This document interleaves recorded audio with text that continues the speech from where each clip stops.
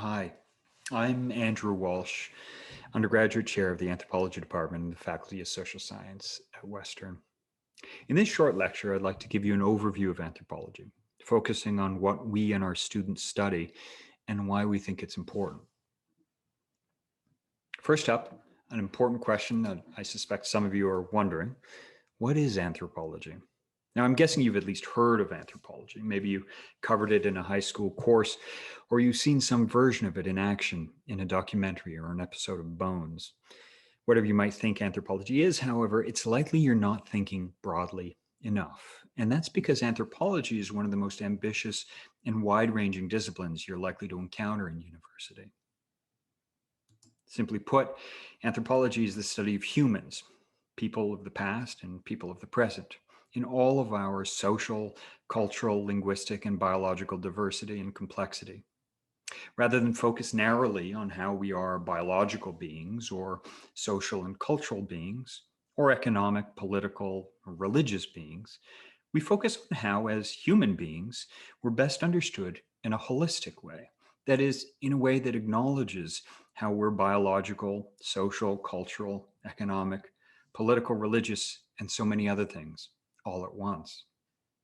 On the one hand, anthropologists are interested in what we all have in common, including, for example, our shared evolutionary history, our connections with non-human primates like this crowned lemur here, our capacity to imagine, create, change, and express ourselves in the worlds in which we live, and of course, the fact that we all share one planet. But anthropologists are also interested in how humans are and have always been different from one another, leading complex and meaningful lives that are shaped by our upbringing under particular cultural influences, by our relationships with the people around us, by the languages we learn and use to express ourselves, and of course, by the personal daily experiences through which we learn what to expect from life. As we sometimes say in our first year courses, an introduction to anthropology invites students to think differently about humanity by opening them up to the many different ways of being human. Now, I'm sure you understand from your own experiences and observations that there are, in fact, many ways of being human. It's not hard to imagine, for example, how your life, as you're living it right now, would be very different if you had been born under different circumstances or to different parents or in another part of the world or at another time. But have you ever wondered how all this works? How is it that we members of a single species, people who have so much in common with one another, have wound up living such different lives? How have these different ways of living spread and changed over time? And why do some differences continue to matter in so many ways, for better or for worse, in a world of global trade, international migration, and new ways of connecting with one another that many assumed would do away with these differences? Now, anthropologists aren't the only ones asking big questions like these, but we are often different in how we try to answer them. And once again, it's our breadth that's worth noting. Let me give you an example. If you study anthropology here at Western, you'll have the chance to take courses in archaeology and in biological anthropology and in linguistic anthropology and in sociocultural anthropology. You might, for example, take a course taught by Dr. Andrew Nelson, our chair, who is a biological anthropologist whose research focuses largely on the many things we can learn from studying mummies, the mummified remains of people from ancient societies. Or you might end up taking a course with me. I'm a sociocultural anthropologist, where at some point I can almost guarantee that I will talk to you about my research in Madagascar and specifically about the distinctive burial practices of sapphire miners in the far north of Madagascar, where I've been doing research for 25 years now. Now, on the surface, it might seem like what Andrew and I do in the name of anthropology couldn't be more different. Andrew is using cutting-edge digital technology to reveal previously unknown aspects of the social lives and cultural traditions of people who've been dead for thousands of years. Meanwhile, I've been using the oldest of research methods, conversation and observation, to learn more about how people living in the present in a mining town in northern Madagascar manage their obligations to their ancestors. Don't be put off by our differences, though. Andrew and I are both anthropologists, which means, as I mentioned earlier, we share a fundamental interest in what humans have in common, including the simple fact that we all die and that something must be done with our bodies when we do.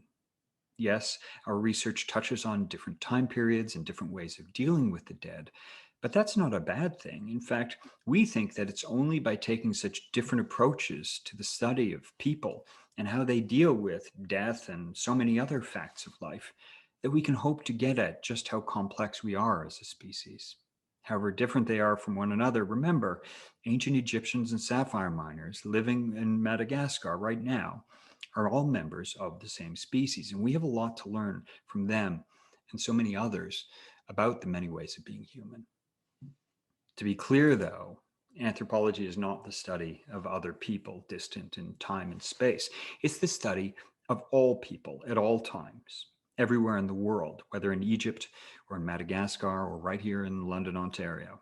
We cover us all. In fact, what was most eye opening to me when I first discovered anthropology in university is how it requires those of us who study it to critically evaluate our own assumptions about what's normal. And here comes the part that I hope might inspire some of you to consider taking a course with us. Studying the many ways of being human isn't only interesting, it can be life changing in how it opens you up to a world of possibilities and perspectives you've probably never considered before. Now, it could be that what I've been describing in this lecture isn't for you. Anthropology may be about all human beings, but it isn't for everybody, any more than studying literature or economics or health sciences is. That doesn't mean, however, that the approaches and perspectives we take in anthropology aren't relevant to everybody. In fact, the great value of anthropology and the need for people who can apply an anthropological perspective in the world has never been clearer. Think of all the problems we're facing in the world today: racism, violence, colonialism, inequality, extremism, climate change, even COVID-19. Each of these problems is unique, and each needs to be understood and addressed with the help of specialists in a wide range of fields. But it's important to remember what all of these and so many other problems facing us have in common. They are fundamentally human problems. They are our problems. They come from and affect us. And given how these problems shape the world we share with one another as members of a single species, how can we possibly hope to fully understand them without first acknowledging just how complex we as a species are? How might we hope to address them in ways that we, as a species, might actually be able to pull off?